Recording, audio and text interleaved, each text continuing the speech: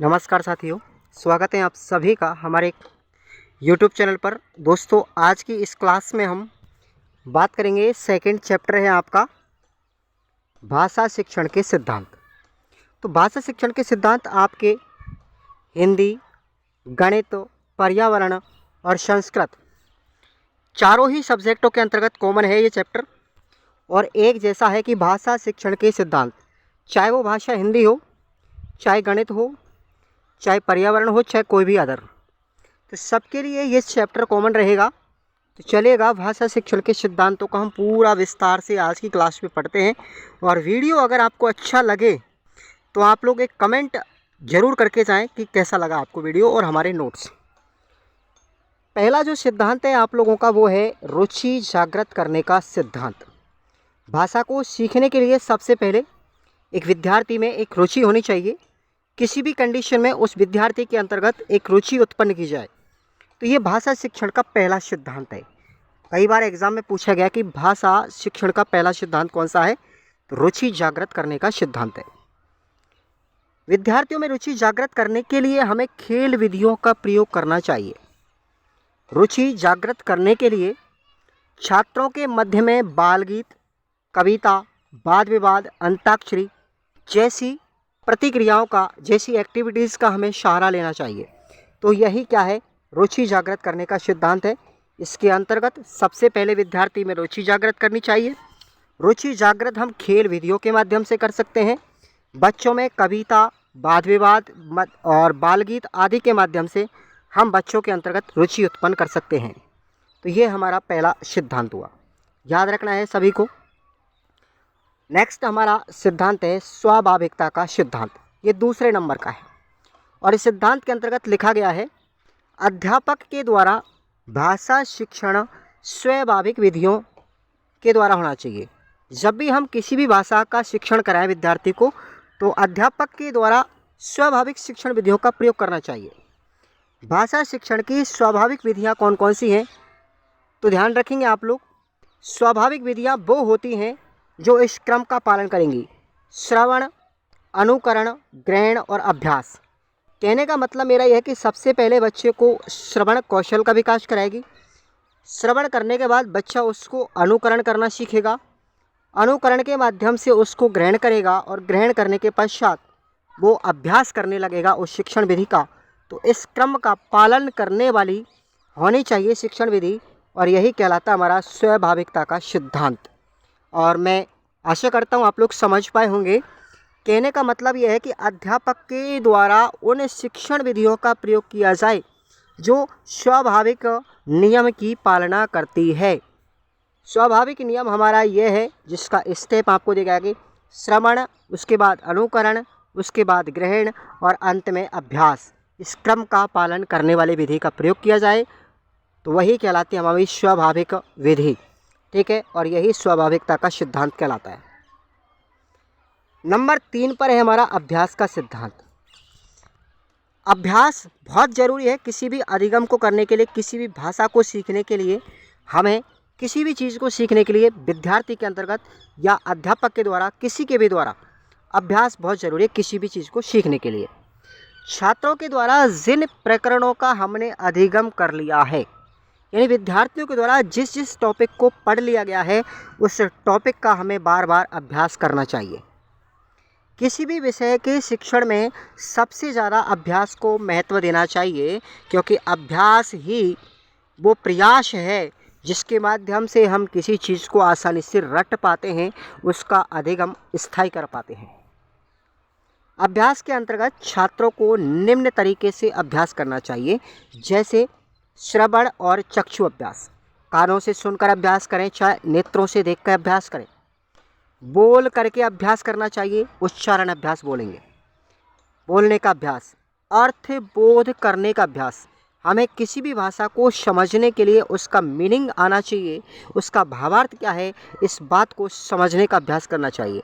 और अंत में है लेखन का अभ्यास। उस चीज़ को लिखने का पूरा पूरा अभ्यास करना चाहिए ताकि हम उसे अच्छी तरीके से लिख सकें।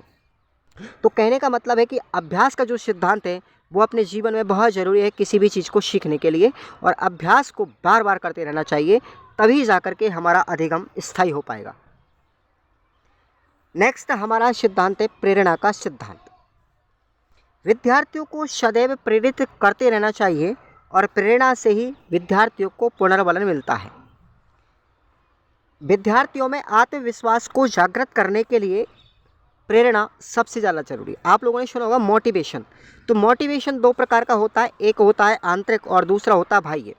तो विद्यार्थी के अंतर्गत आंतरिक मोटिवेशन ज़्यादा इम्पोर्टेंट है बजाय बाहरी पुनर्बलन के, बाहरी प्रेरणा के। तो विद्यार्थी में पुनर्बलन जरूर देना चाहिए जिससे कि विद्यार्थी के अंतर्गत एक प्रेरणा जागृत हो सके किसी भी काम को करने के लिए।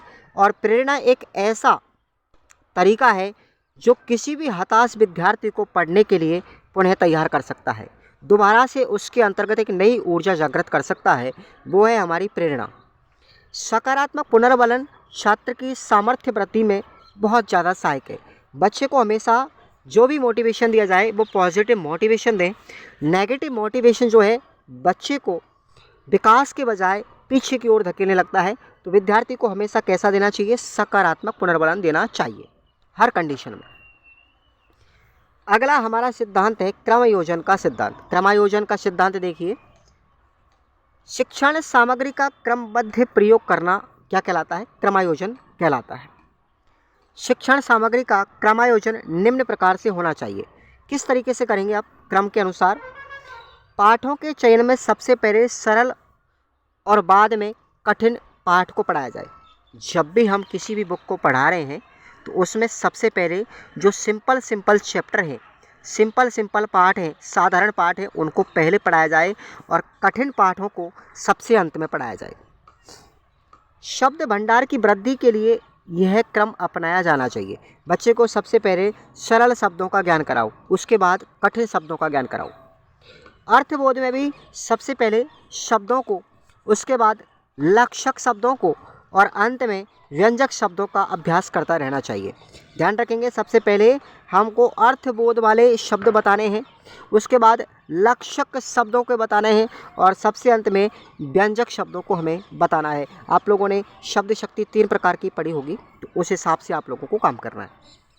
एग्जाम्पल के लिए मैं बात करूँ, जैसे गाय चल रही है तो ये किसका है, अभिधा शब्द शक्ति का है, इसमें अर्थ की बात की गई है। मोहन एक गाय है तो इसका मतलब मोहन में गाय के जैसे लक्षण है, तो यहाँ लक्षणा शब्द शक्ति का ज्ञान कराएंगे। अरे 10 बज गए, यहाँ पर व्यंजना शब्द शक्ति है, तो सबसे पहले हमें अभिधा शब्द शक्ति का ज्ञान कराना है, सेकंड नंबर पे हमें लक्षणा शब्द शक्ति का ज्ञान कराना है और सबसे अंत में बच्चे को हमें व्यंजना शब्द शक्ति का ज्ञान कराना है। तो एक क्रम आयोजन होना चाहिए, एक क्रमायोजन होना चाहिए किसी भी सामग्री को बच्चे के साथ में पेश करते समय, राइट, आप लोगों को याद रखना है। और नेक्स्ट हमारा सिद्धांत है रोचकता का सिद्धांत नंबर 6 पर। नंबर 6 पर रोचकता के सिद्धांत में बात करें तो यह पाठ्यक्रम के साथ साथ चलने वाली एक गतिविधि है। अध्यापक को पाठ्य वस्तु को रोचक बनाने के लिए निम्नलिखित गतिविधियां करवाई जानी चाहिए। तो कौन कौन सी गतिविधियों का हम अभ्यास करेंगे, जैसे विद्यार्थियों के पूर्व ज्ञान की जांच की जाए, सहायक सामग्री का प्रयोग किया जाए, खेल विधि और प्रश्नोत्तर विधि इनका भी बच्चों के अंतर्गत ज्ञान कराया जाए, जिससे कि बच्चों में रोचकता हो सके किसी भी पाठ्य वस्तु को ग्रहण करने के लिए। नेक्स्ट हमारा 7वां सिद्धांत है व्यक्तिगत विभिन्नता का सिद्धांत, जो वेरी इंपॉर्टेंट है एग्जाम के लिए। विद्यार्थी की रुचि एवं शैक्षिक स्तर के आधार पर ही हमें शिक्षा देनी चाहिए, क्योंकि प्रत्येक जो बच्चा है उसमें व्यक्तिगत विभिन्नता पाई जाती है। और ये बात किसने कही थी, मारिया मॉन्टेसरी ने कही थी कि प्रत्येक बच्चा व्यक्तिगत विभिन्नता रखता है। बच्चे की योग्यता, बुद्धि, क्षमता और अभिरुचि आदि में भिन्नता पाई जाती है और इसी के आधार पर बच्चे को शिक्षा देनी चाहिए। नेक्स्ट हमारा सिद्धांत है साहचर्य का सिद्धांत। तो साहचर्य का सिद्धांत क्या कहता है कि विद्यार्थी को हमें समूह में पढ़ाना चाहिए, हमेशा बच्चों को ग्रुप एजुकेशन दें, सामूहिक शिक्षा देनी चाहिए, उनको जानकारी देनी चाहिए। एक विषय के साथ में हमें अन्य विषय का भी ज्ञान कराना जरूरी है, यानी कि हमें पूरक विषयों का ज्ञान कराना बच्चे को बहुत इंपॉर्टेंट है। एक विषय के साथ साथ बच्चे को दूसरी भाषा का भी ज्ञान होना चाहिए। पाठ्य सामग्री हमेशा श्रव्य, दृश्य व विषय वस्तु से संबंधित होनी चाहिए। पाठ्य वस्तु का हम प्रयोग करेंगे तो उसमें श्रव्य और दृश्य दोनों प्रकार की पाठ्य पुस्तकें या फिर विषय वस्तु शामिल होनी चाहिए। ध्यान रखें आप लोग। और विषय वस्तु से संबंधित सामग्री ही पढ़ाई जानी चाहिए। लोकतांत्रिक व्यवहार का सिद्धांत। लोकतांत्रिक व्यवहार का मतलब है कि बच्चे में किसी भी चीज़ को सीखने के लिए स्वतंत्रता होनी चाहिए। वातावरण ऐसा होना चाहिए विद्यार्थी का कि हर बच्चे को सीखने के लिए एक स्वतंत्र वातावरण प्रदान कर सके। कक्षा में प्रत्येक बालक को कक्षा के अंतर्गत यह स्वतंत्रता होनी चाहिए कि वह अपनी शंका का समाधान कर सके। बच्चों के अंदर कोई भी भय नहीं होना चाहिए। कक्षा में जब भी किसी चीज़ को पूछा जाए अध्यापक से तो बच्चा निडर होकर के पूछ सकता है। यही कहलाता है लोकतांत्रिक व्यवहार का सिद्धांत। नेक्स्ट है हमारा 10वें नंबर का विभाजन का सिद्धांत। आप लोग इन नोट्सों को ले सकते हो साथियों।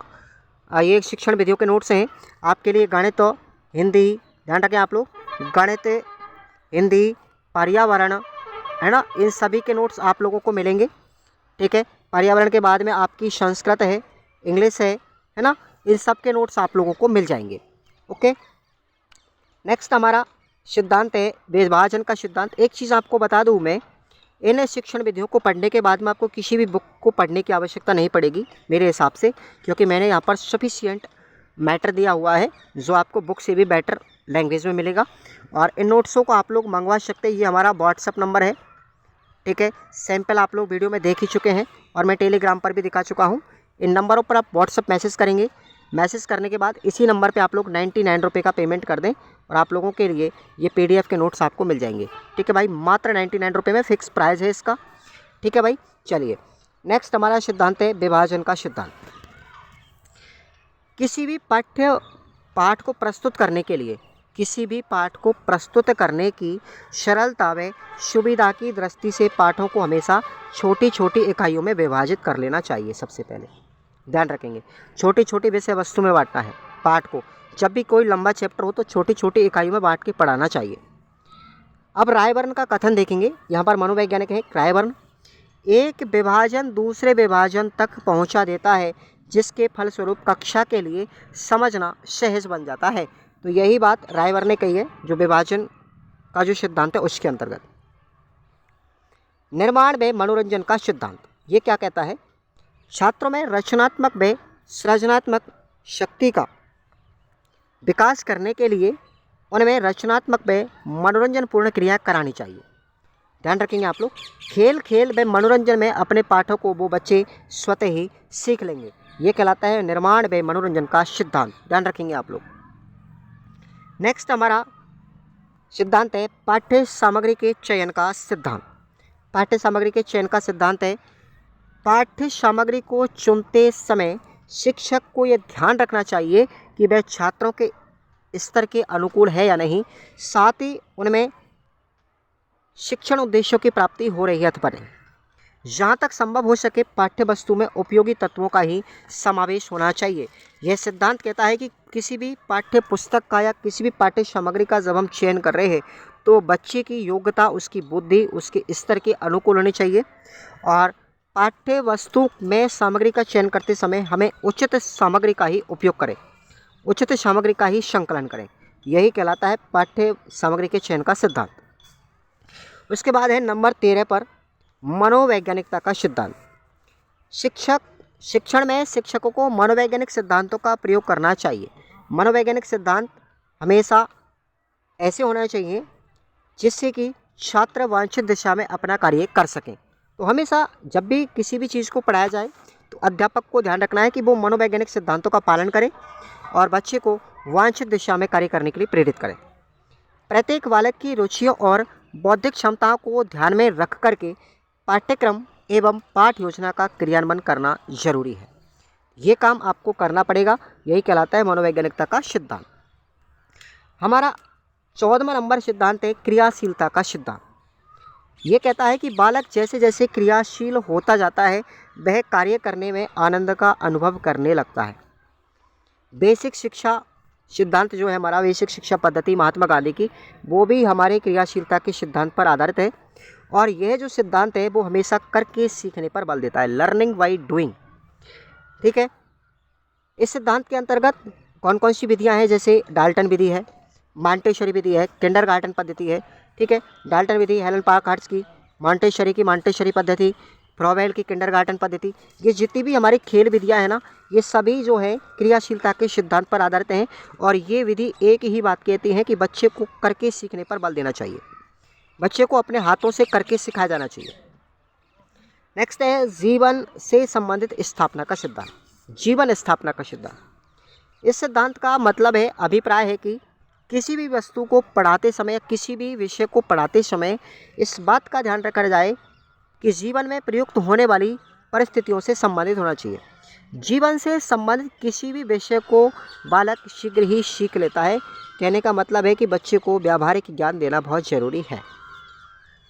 नेक्स्ट है चयन का सिद्धांत। चयन का सिद्धांत कह रहा है कि ज्ञान बहुत विस्तृत है, उस ज्ञान को बालक की क्षमता एवं योग्यता के अनुसार ही महत्वपूर्ण तथ्यों का चयन करके प्रदान करना चाहिए। शिक्षक संपूर्ण इकाई अथवा पाठ्यक्रम को 40 से 45 मिनट के कालांश में ही प्रदान नहीं कर सकता, वह उपयुक्त एवं महत्वपूर्ण तथ्यों का चयन करके बताता है। इस हेतु अब इस चयन के सिद्धांत में कह रहा है कि इस हेतु उसे क्या करना है, कब करना है, कितना करना है, कैसे पढ़ाना है, इन सब बातों को हमें चयन करना ज़रूरी है। ठीक है, तो ये चीज़ें आप लोगों को याद रखनी है। नेक्स्ट है व्यक्तिगत विभिन्नता का सिद्धांत। प्रत्येक बालक की आयु के अनुसार उसकी योग्यताएं, उसकी रुचियां, अभिवृत्तियां भिन्न भिन्न होती हैं, अलग अलग होती हैं। अतः शिक्षक को व्यक्तिगत विभिन्नताओं की जानकारी करके शिक्षण कार्य करना चाहिए, जिससे प्रत्येक स्तर पर बालक लाभान्वित हो सके। नेक्स्ट बात करें मारिया मॉन्टेसरी के अनुसार कि प्रत्येक बालक की मानसिक योग्यताएं भिन्न भिन्न होती है। तो ये परिभाषा मैंने आपको अभी जस्ट पहले बताई थी कि प्रत्येक बालक की मानसिक भिन्नताएं अलग अलग होती है। ये मॉन्टेसरी की परिभाषा बहुत ही ज़्यादा इंपॉर्टेंट है। नेक्स्ट आगे मैं बात करता हूँ लोकतांत्रिक व्यवहार का सिद्धांत। ये मैंने अभी बताया कि शिक्षक को हमेशा कक्षा में ऐसा वातावरण प्रदान करें, ऐसी स्वतंत्रता का वातावरण प्रदान करें कि बच्चे को कोई भी सवाल पूछना है तो बच्चे को कोई डर भय नहीं रहे, बच्चे को कोई शंका नहीं रहे। तो यह कहलाता है लोकतांत्रिक व्यवहार का सिद्धांत, जो मैंने जस्ट ऊपर बताया। तो ये हमारा सेकंड चैप्टर है। आप लोग इन नोट्सों को जल्दी से जल्दी अपने पास PDF को मंगवा करके इसकी प्रिंट आउट निकलवा लें। ये हमारा व्हाट्सअप नंबर है, यही हमारा फ़ोनपे नंबर है, यही हमारा गूगल पे और यही पेटीएम नंबर है। ठीक है भाई, इस पर मैसेज करेंगे, मिल जाएंगे आपको। और इसका प्राइस मात्र 99 रुपये है। ठीक है, कोई संदेह वाली बात नहीं है। कंटेंट बेस्ट है आप लोगों के लिए, मैं पढ़ा रहा हूँ, तो चिंता मत करो आप। बाकी की जिसको लेना है वो ले सकेगा। और कल से फिर हम बात करेंगे शिक्षण विधियों की। हिंदी की शिक्षण विधियाँ पढ़ाऊंगा मैं सबसे पहले। इंडेक्स आप लोगों को दिया गया है, वो आप लोग देख सकते हो। Thank you so much. Subscribe जरूर कर लें और वीडियो जैसे ही डलता है आप लोग ज़रूर देखा करो।